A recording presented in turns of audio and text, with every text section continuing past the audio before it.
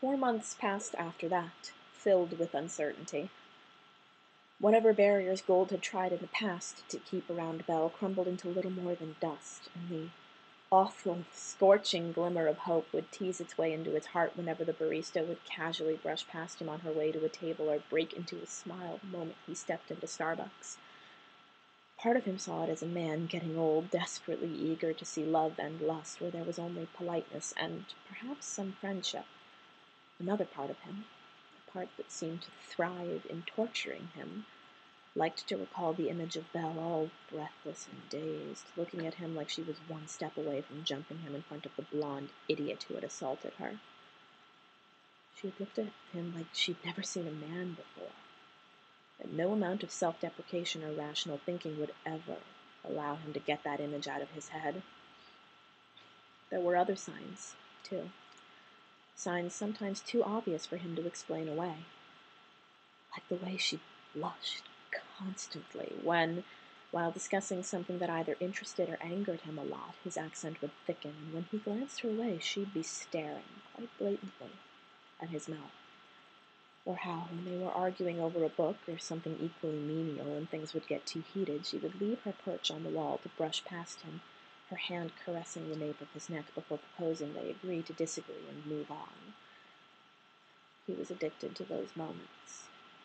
Addicted to the way her hair curled, to the way she could make him forget about the problems of a horrible workday, to the maddening scent of vanilla that surrounded her like a cloud and conjured up images of all kinds of sweet treats he could lap up from the creamy skin of her shoulder or the gentle dip of her bare hips. Starbucks could have stopped serving coffee altogether and replaced it with tar, and he would have sat there day in and day out and happily drank cup after cup of it.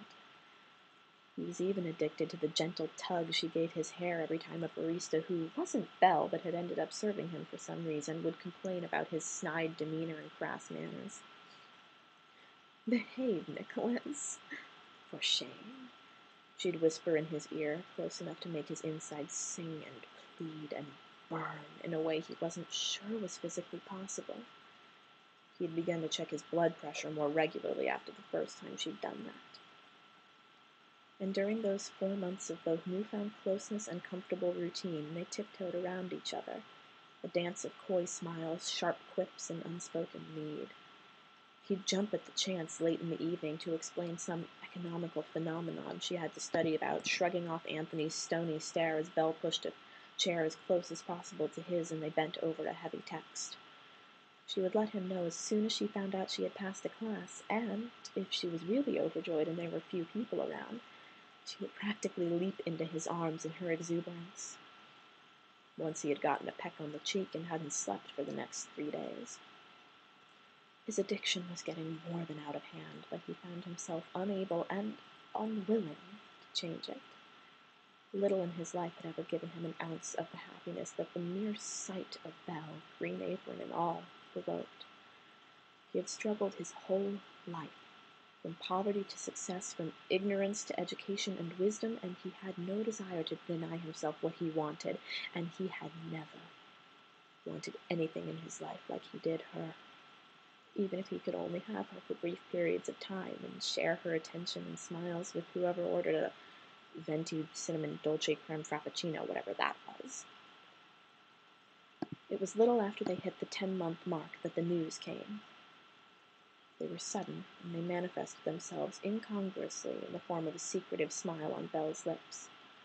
The moment his feet met the tiled floor of Starbucks that afternoon, he knew something was up, and she could not wait to tell him about it. Still, she maintained her professionalism, taking his order, serving him his coffee, and waiting for the right moment to take her break, while he unabashedly stared at her, smiling whenever she'd glance his way, plainly jittering in excitement.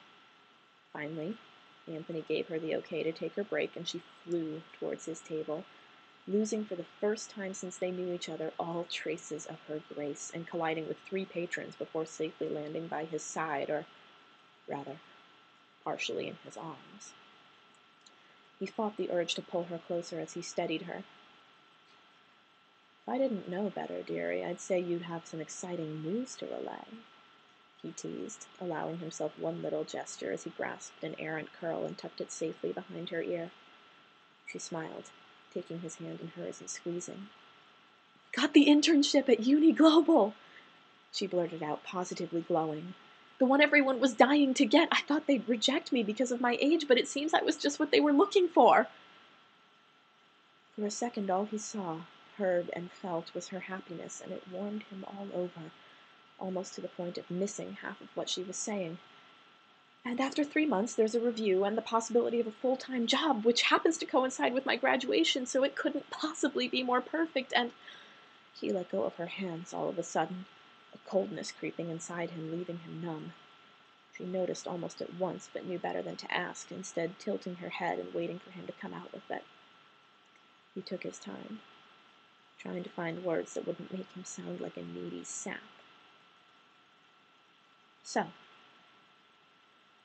I take it you've given your 2-week notice, then?" He finally rasped out, berating himself for both exposing himself and his feelings and making the smile on Belle's face flee at once.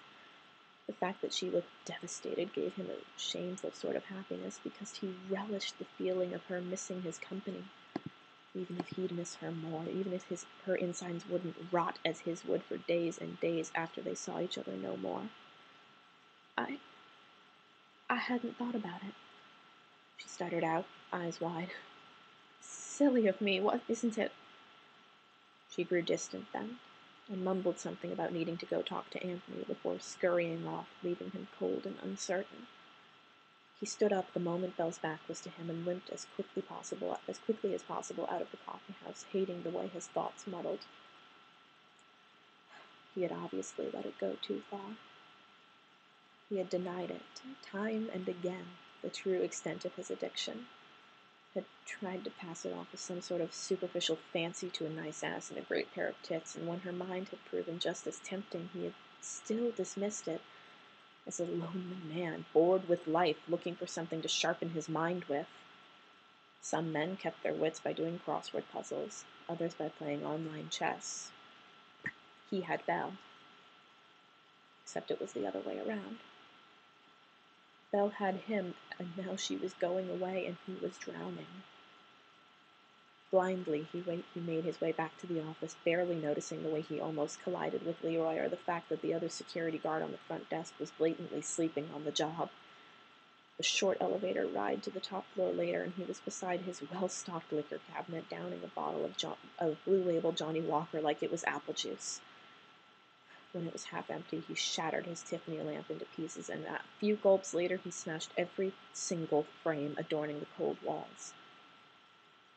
But he waited patiently till he finished the whole bottle and went through quite a bit of an Ardberg North First Edition before taking his cane to his Art Nouveau glass desk, a horrendous gift from the board of directors he had felt compelled to put in his office as a gesture of gratitude. When he finished with it, half an hour later, it was nothing more than pretty slivers of crystal scattered all over the rich rug of his office. Cuts littered his hands, and his hair was wild, his suit jacket forgotten somewhere, and his cane effectively broken in two. He passed out on an old, comfortable leather couch and woke with enough time to change into one of the many crisp and laundered suits he kept at work, grab an old cane he had perpetually stashed in the umbrella stand, and make himself as presentable as possible before Miss Blanchard arrived at her desk, looking as nervous as always. He sauntered out of his office, informing her maintenance should be called in. "I'm afraid I've had a bit of a mishap, and the office needs to be cleaned," he said softly, never breaking his stride. "By the way, I'm taking the day, dearie. Rearrange the day's appointments as needed." He didn't turn when Mary Margaret opened his office door and shrieked, or when other employees rushed past him to see what the matter was.